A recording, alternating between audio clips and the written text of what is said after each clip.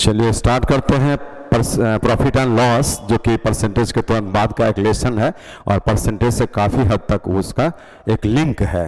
Percentage के बहुत सारे वैल्यूज़ को, परसेंटेज के बहुत सारे कंसेप्ट को हम लोग प्रॉफिट एंड लॉस में यूज करेंगे। तो सबसे पहले प्रॉफिट एंड लॉस का अपना क्या कंसेप्ट है उस पर विचार करते हैं। तो देखिए, प्रॉफिट एंड लॉस,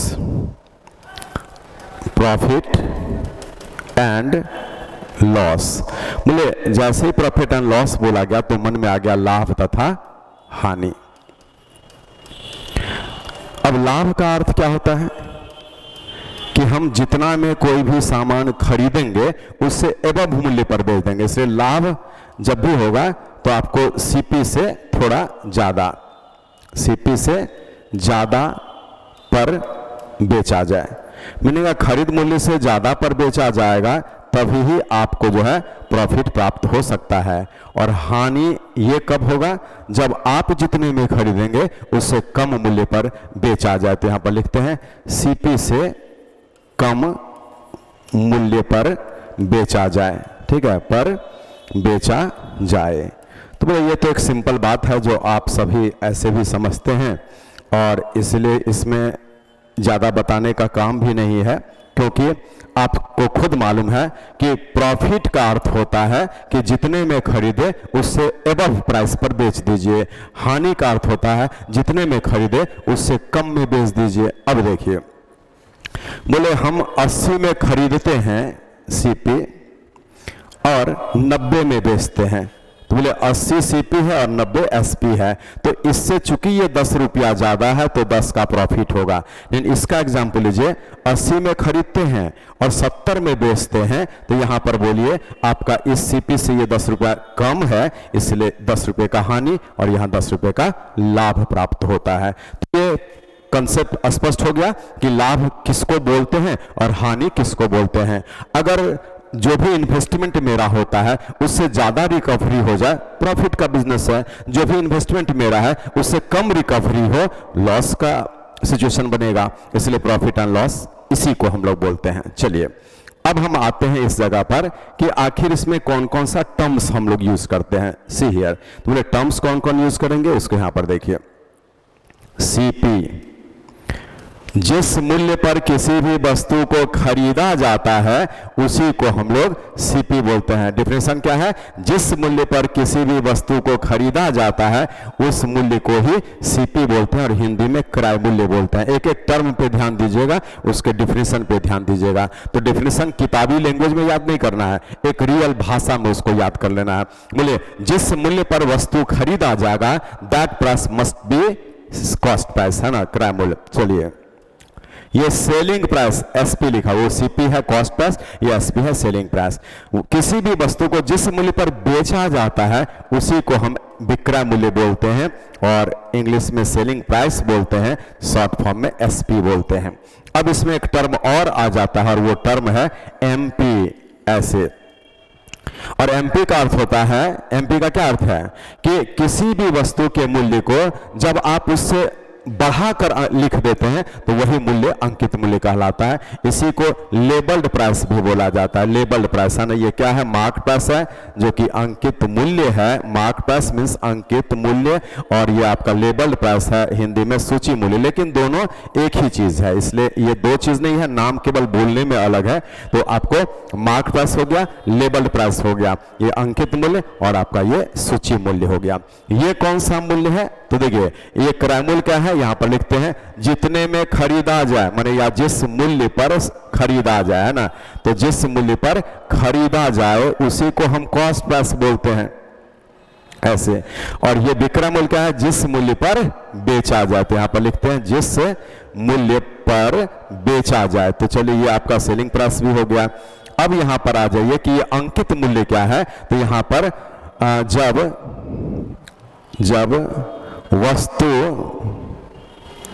के मूल्य को, जब वस्तु के मूल्य को बढ़ाकर अंकित किया जाता है, बढ़ाकर लिख दिया जाता है, ठीक है, बढ़ाकर लिख दिया जाता है, तो उसी मूल्य को हम लोग अंकित मूल्य बोलते हैं।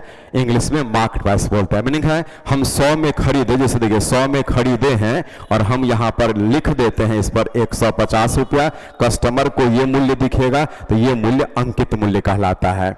अब अंकित मूल्य क्यों हम लोग बनाते हैं, मीनिंग है किसी भी वस्तु के सीपी को बढ़ाकर हम क्यों लिखते हैं, क्योंकि बार्गेनिंग का मार्केट है। मार्केट में लोग चाहता है कि जो भी मूल्य दुकानदार बोलेगा उसमें कुछ छूट मिल जाए, है ना। तो एक शब्द आ जाता है इसी जगह पर, छूट, जिसको कि बोलते हैं डिस्काउंट।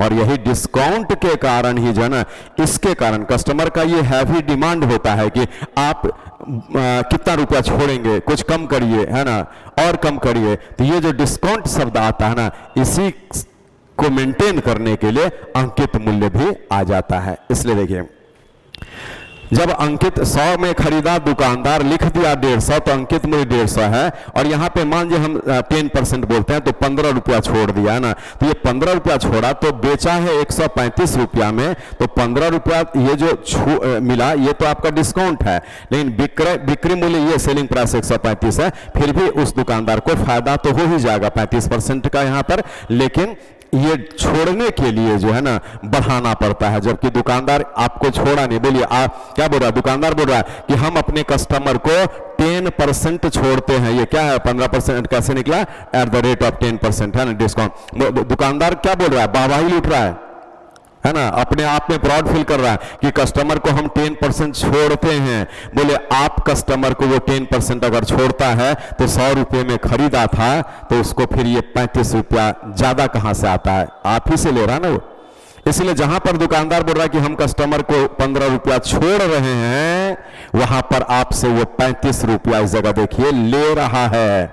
यही तो डिस्काउंट है। इसलिए आप सारे छात्रों को यह समझा दिया जा रहा है कि डिस्काउंट का मार्केटिंग न हो तो ज्यादा बेटर है, क्योंकि डिस्काउंट तो चीटिंग है। कहां छोड़ रहा है वो, बोलने के लिए बोल रहा है कि हम आपको 10% छोड़ दिए, तो 150 का 10% 15 रुपया छोड़ दिए, दुकानदार बोल रहा है 150 में 15 घटा दिया, आपसे 135 रुपया लिया, किसके लिए, 100 के सामान के लिए 135 ले लिया, तो बोल रहा 15 रुपया छोड़े जबकि आपसे 35 रुपया लिया। इसलिए कंट्राडिक्शन तो खुद यहां पर आ गया। मीनिंग है discount means cheating, discount means धोखेधड़ी, है ना। इसलिए आपको जो है वो धोखा करता है, यही चीज समझिएगा। अब आइए आगे हम बढ़ेंगे। जब किसी भी प्रश्न में, है ना, डिस्काउंट दिया रहेगा तो समझिए उस प्रश्न में अंकित मूल्य अपने आप आ जाएगा। ठीक है, यहां पर लिखते हैं कि छूट वाले प्रश्न में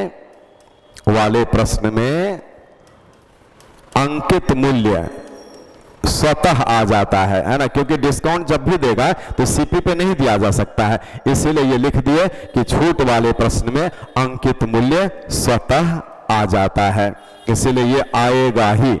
जैसे क्वेश्चन बोलता है कि एक दुकानदार 10% छोड़ता है, उसी वक्त मन में लाइए कि माना कि अंकित मूल्य X रुपया, अंकित मूल्य 100 रुपया, अंकित मूल्य मानना पड़ेगा आपको ऐसे प्रश्न में। ठीक है, तो चलिए छूट वाले प्रश्न में अंकित मूल्य स्वतः आ जाता है। अब आइए सीपी से एसपी प्राप्त करते समय, माने क्रय मूल्य से विक्रय मूल्य निकालना हो तो सीपी से एसपी प्राप्त करते समय फ्रैक्शनल मान, भिन्नात्मक मान होता है, हम दिखाएंगे आपको। फ्रैक्शनल मान का सीधा गुणा किया जाता है, मीनिंग है ये डायरेक्टली गुणा कर दीजिएगा। ठीक है, का सीधा गुणा होगा।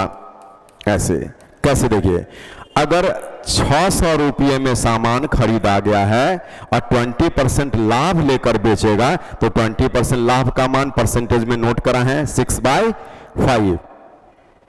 आइए हम सीपी से एसपी निकालना चाहेंगे तो क्या है, इस फ्रैक्शनल मान का सीधा गुणा कर देंगे तो यहां पर 720 रुपया जो आ गया ये एसपी हो गया। तो देख रहे हैं सीपी से एसपी प्राप्त करते समय फ्रैक्शनल मान का सीधा गुणा किया जाता है। और इसी का एक पॉइंट अभी और आपको हम लिख कर दिखा रहे हैं कि जब उसमें एसपी से सीपी निकालना होगा तो फ्रैक्शनल मान का उल्टा गुणा करना पड़ेगा। तो वो चीज आपको हम अगले पॉइंट में लिखते हैं।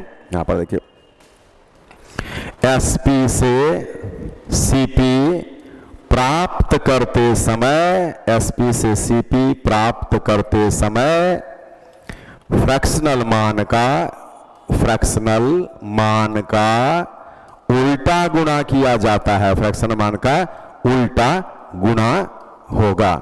अब बोलिए इसका एग्जाम्पल, जैसे देखिए 600 रुपये में कोई सामान खरीदा गया है, सॉरी बेचा गया है, यहाँ एसपी लिख देते हैं। कोई सामान 600 रुपया में बेचा और 20% का प्रॉफिट हुआ था, तो इसका मान 6/5। तो बोलिए हम एसपी से सीपी निकालने जा रहे हैं, इसलिए इसका उल्टा गुणा कर देंगे, तो यहाँ पर आपको निकल जाएगा 500 रुपया सीपी ऐसा। इसीलिए एसपी से सीपी निकालते समय फ्रैक्शनल मान का उल्टा गुणा और सीपी से एसपी निकालते समय फ्रैक्शनल मान का सीधा गुणा। ऐसा हम क्यों करते हैं, तो इसके पीछे लॉजिक यही है, पढ़िए। 600 में बेचने पर अगर प्रॉफिट भी मिल जाता है तो सीपी उससे कम रहा होगा, इसलिए कम करने के लिए इसका उल्टा करना पड़ेगा, तब ना इससे ये कम आया। और उसमें क्या था कि सीपी से एसपी ज्यादा रहेगा, क्योंकि आप बेचे हैं और प्रॉफिट हुआ है, तो इसलिए इसमें फ्रैक्शनल मान को सीधा गुना किया गया था। ये लाभ का केस हो या हानि का केस हो, आपको जो ना फ्रैक्शनल मान जो भी आएगा उसका डायरेक्टली जो लिखा हुआ है ये वही रहेगा, इसमें कभी चेंज नहीं करिएगा। चलिए ठीक है, अब हम आते हैं इसके अगले पॉइंट पर। बोले सीपी में जब लाभ जोड़ा जाता है तभी आपको एसपी प्राप्त होता है, और सीपी में जब हानि माइनस कर दिया जाता है तभी यहां पर एसपी प्राप्त होता है। तो ये दो फॉर्मूला सब सिंपल है, लॉजिकल है, आप दिखता है सब चीज है ना। तो सीपी में लाभ जोड़ेंगे एसपी निकलेगा, और सीपी में हानि को माइनस करेंगे तो एसपी निकलेगा। ठीक है, इस तरीके से हम लोग जो ना ये पूरे प्रॉफिट एंड लॉस को पढ़ते हैं। तो कंसेप्ट प्रॉफिट एंड लॉस का यही सब है, इसी के आधार पर हम लोग आगे बढ़ेंगे तो आपको क्वेश्चन बनेगा। तो देखिए यहां पर अब हम इसमें आगे बढ़ते हैं, डिस्काउंट पर थोड़ा चर्चा कर देते हैं। डिस्काउंट मीन्स छूट, फिर तो क्वेश्चन 17 आएगा। अब बोलिए, जैसे देखिए 600 रुपये की वस्तु पर 20% छूट देने पर विक्रय मूल्य क्या होगा? विक्रय मूल्य क्या होगा? तो बोले आज 600 रुपया वहां पर अंकित है, ऐसे 600 रुपये की वस्तु पर, मैंने उस पर लिखा हुआ है 600 रुपया, ठीक है, ये ऐसा है। और इस पर 20% का डिस्काउंट दिया जाएगा। बोले 20% डिस्काउंट जब होगा ना तो इसका मान 80% जो 4/5 होगा, और आप इसमें 20% छोड़ेंगे तो यही 4/5 से गुणा करेंगे तो 480 रुपया ये उसका एसपी होगा जो विक्रय मूल्य पूछा। दूसरा रास्ता इसी जगह पर कि आप 600 रुपया उसमें लिखा हुआ देख रहे हैं ऐसे, और इसी 600 रुपये का 20% आपको छोड़ा जाएगा तो ये 120 जब इसमें घटेगा तो 480 रुपया उसका विक्रय मूल्य हो जाएगा। तो ये एक पॉइंट हो गया इस प्रकार से। लेकिन आइए अब हम आगे बढ़ते हैं, अगला सिचुएशन देखिए, 20% तथा 30% के दो लगातार छूट का समतुल्य छूट क्या होगा? इक्विवेलेंट डिस्काउंट बोलते हैं ना, समतुल्य छूट क्या होगा? तो बोले ये क्वेश्चन आपको बोल रहा है, ये सब एग्जाम्पल हम दिखा रहे हैं कि ये डिस्काउंट शब्द समझ में आया। बोले 20% और 30% के दो लगातार छूट का समतुल्य छूट क्या होगा? तो इसके लिए हम लिखते हैं फॉर्मूला, X% तथा Y% के दो लगातार छूट का समतुल्य छूट बराबर, सीधे एक्स वाई को जोड़ेंगे, माइनस में x इंटू वाई बट्टा में 100 का हेल्प लेंगे, इससे हमारा क्वेश्चन बनेगा। बोले 20 प्लस में 30 और माइनस 20 गुणा में 30 और बट्टा में 100। बोले 20 30 50 में 6 जाएगा तो ये 44% हो गया आपका ऐसा। तो जो 20 30 50% डिस्काउंट दिख रहा था वो 44% डिस्काउंट एक्चुअल में दिया जा रहा है। अब इसको दूसरे तरीके से कैसे बनाते हैं? तो देखिए 20% छोड़ा 80%, 30% छोड़ा 70% लिया और गुणा में 100 करेंगे तो ये 56% लिया। और बोले आपसे अगर 56% लिया तो 100 में 56 घटा दीजिएगा तो छोड़ा कितना? तो 44% छोड़ा ऐसा। तो ये आपके प्रश्न का आंसर हो जाएगा। तो इस तरीके से भी बना सकते हैं और ये एक कॉमन फॉर्मूला जो बिल्कुल आप याद रखेंगे, है ना। क्या बोले, x प्रतिशत तथा y प्रतिशत के दो लगातार छूट का एक समतुल्य छूट बराबर x प्लस वाई माइनस में एक्स वाई बट्टा में 100। ये बहुत इंपॉर्टेंट सिचुएशन है, पूरे चैप्टर का परसेंटेज में आ सकता है, प्रॉफिट एंड लॉस में आ सकता है, कहीं भी इसका चर्चा हो सकता है। बट देखिए इसका एक अगला एग्जाम्पल और आपको हम दिखाते हैं, जिसमें देखिए 3 डिस्काउंट दे देगा, 20%, 30% तथा 10% के 3 लगातार छूट का एक समतुल्य छूट क्या होगा, लगातार छूट का समतुल्य छूट क्या होगा, एक समतुल्य छूट क्या होगा। तो बोले आज यहां पर देखिए कि 3 डिस्काउंट है, तो बोले 3 डिस्काउंट के लिए क्या करेंगे, 20% छोड़ा 80% लिया, 30% छोड़ा 70% लिया और 10% छोड़ा 90% लिया और गुणा में 100 करेंगे। बोले ये तो कट ही गया, अब यहां से इसको भाग देना पड़ेगा। तो 7 4 28 है और 28 को 9 से गुणा कर देंगे तो 9 8 72 हो जाएगा, 9 8 72, 9 2 18 और 7 25 हो गया, बट्टा में 5 हो जाएगा। तो ये आपका 50 और पॉइंट में 4%, ये पे किए हैं आप, ऐसा पेड, इसलिए 100 में इसको घटाएंगे तो आपका 49 पॉइंट में 6%, 6 4 10, 9 1 10, 4 1 5, ऐसा इतने परसेंट का फाइनली आपको डिस्काउंट मिला है, 49.6% का। लेकिन आप इस जगह पर ऐसे भी सोच सकते थे कि 20 30 और 10 दिया ना, तो पहले 20 और 30 का एक मर्ज करके निकाल लीजिए सिंगल। तो बोले 20 प्लस 30 और माइनस में 20 गुणा में 30 और बट्टा में 100। बोले ये 50 में जब आप यहां पर घटाएंगे 6 तो 44% हुआ। अब एक बार क्या करेंगे, इस 44 से वो जो 10 बचा उसको कैलकुलेट करेंगे उसी पैटर्न पर, तो ये सिर्फ आ जाएगा और यहां से कैलकुलेट करेंगे तो 44 और 10, 54 में 4.4 घटेगा, 54 में 4.4 घटेगा और ये जब घटेगा तो वही 49.6% होगा, जो आपके प्रश्न का फाइनल आंसर होगा। तो यहां से 6 4 10 और 9 4 13 14, 4 1 5, ऐसा ये। तो आप ऐसे बनाइए या ऐसे बनाइए, ठीक है। तो कंसेप्ट ही है, लेकिन हम लोग 3 वाले में ये प्रीफर करते हैं, ज्यादा जल्दी आंसर देता है। अब यहां पर एक सिचुएशन और आपको हम दिखाते हैं, देखिए क्वेश्चन बोलेगा 1 लाख रुपये की एक वस्तु पर 40% का एकल छूट, माने ये सिंगल डिस्काउंट होगा, एकल छूट तथा 36% और 4% का 2 लगातार छूट, सक्सेसिव डिस्काउंट, 2 लगातार छूट का अंतर क्या होगा, माने अंतर कितना रुपया होगा, तो अंतर क्या होगा, ऐसा। अब देखिए यहां पर बहुत इंपॉर्टेंट क्वेश्चन है, 1 लाख रुपए के सामान पर आपको जो है 36% और 4% के 2 लगातार छूट या 40% के सिंगल छूट में अंतर क्या होगा। तो बोले देख अंतर क्या होगा, तो एक ऑप्शन देगा 0 रुपया, एक ऑप्शन देगा 144 रुपया, एक आंसर देगा 1440 रुपया, एक आंसर देगा 1.4 रुपया, ऐसा ये चीज। तो बोले ये सब ऑप्शन है। अब सोचिए इसमें है क्या, हम यहां पर 36 गुना में 4 अब बट्टा 100% लिखेंगे। आज परसेंट से 2 जीरो कटा, फिर 2 जीरो ये वाला कटा, 36 1440 यहां पर आ गया, जो आपके प्रश्न का आंसर हो गया ये चीज। तो ये कब लगाना है 1440, ये कब लगाना है ट्रिक, जब आपसे क्वेश्चन में ये मोमेंट मिले कि सिंगल डिस्काउंट जो भी हो वो इस 2 डिस्काउंट को जोड़कर आना चाहिए, तो आपका ये ट्रिक सही आंसर देगा। और अगर ये मैच नहीं किया यहां पर तो ये आंसर गलत हो जाएगा। इसलिए ये ट्रिक कब लगेगा, तो आपको याद रखना है कि सिंगल डिस्काउंट जो भी था और ये 2 डिस्काउंट जो भी है ये जोड़ के मैच, वो 40 36 और 40, तो ये ट्रिक लग जाएगा।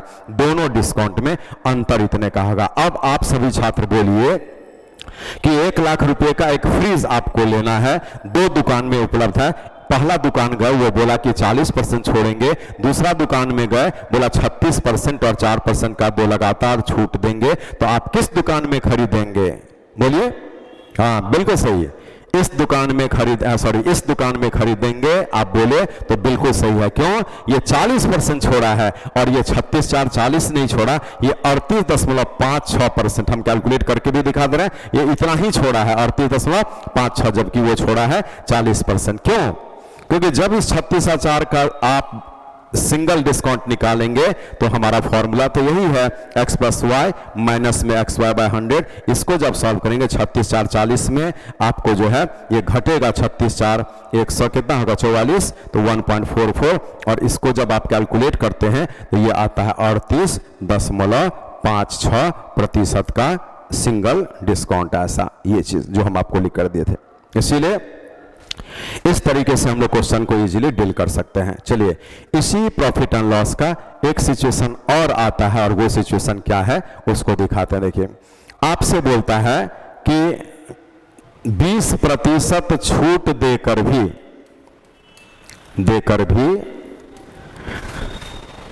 10% का लाभ प्राप्त करने के लिए वस्तु के मूल्य को कितना प्रतिशत बढ़ाना होगा। सब इंपॉर्टेंट क्वेश्चन है जिसका हम पैटर्न आपको बता रहे हैं, ठीक है। अब 20% छोड़ेगा तो 80% लेगा, और 10% फायदा लेगा तो 110% लेगा। इसीलिए 80 से 110 कितना ज्यादा, तो 30 बट्टा में 80 और गुणा में ऐसा। इसको सॉल्व कर लीजिए, 37.5%। मीनिंग है हम लोग उसको इतना जल्दी आंसर बता दिए कि आपको 37.5% बढ़ाकर रखना पड़ेगा। मीनिंग है जो सामान जितने का होगा उसका 37.5% निकाल कर उसमें ऐड करके आप लिख दीजिए, और कस्टमर को इतना परसेंट छोड़ेंगे तो आपको फायदा 10% का मिलेगा। तो ऐसे सारे प्रश्न को हम लोग इसी मेथड से बनाएंगे। अब आइए प्रॉफिट एंड लॉस में आपको जो है लाभ प्रतिशत जब निकाला जाता है, कितने का लाभ हुआ है परसेंट में, तो क्या करते हैं यहाँ पर एसपी माइनस सीपी बट्टा में सीपी और गुणा में 100। लेकिन जब आपको हानि परसेंट निकालना पड़ता है तो आप लिखते हैं सीपी माइनस एसपी बाय में सीपी और गुणा में 100। इसको भी आप नोट कर लेंगे। तो लाभ हानि परसेंट निकालने का तरीका आपको बता दिया गया। अब यहां पर देखिए, रुपया पर जब भी लाभ हानि परसेंट लेते हैं, जैसे 50 में खरीदे 80 में बेचे, ये रुपया है, तो बोले रुपया वाले प्रश्न में लाभ या हानि प्रतिशत प्राप्त करते